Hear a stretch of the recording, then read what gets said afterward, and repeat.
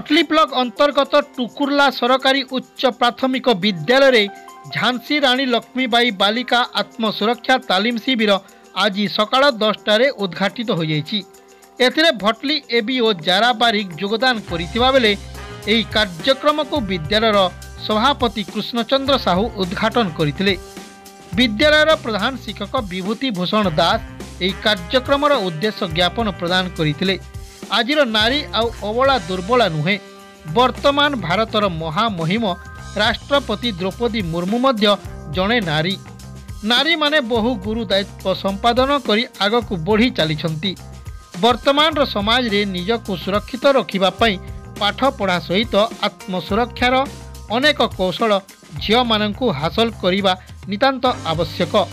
तेणु आम पई शिक्षा सहित सुरक्षा दरकार बोली प्रधान शिक्षक विभूति भूषण दास कहिथिले। साधन कर्मी भावरे नीलजी सरकारी उच्च प्राथमिक विद्यालय शिक्षयित्री स्वाति सागरिका त्रिपाठी एवं भटलीर सुनाम धन्य जुडो मास्टर सरोज नायक योगदान करी प्रशिक्षण प्रदान करथिले। एथिरे विद्यालयर समस्त शिक्षक शिक्षयित्री उपस्थित रही सहयोग करथिले।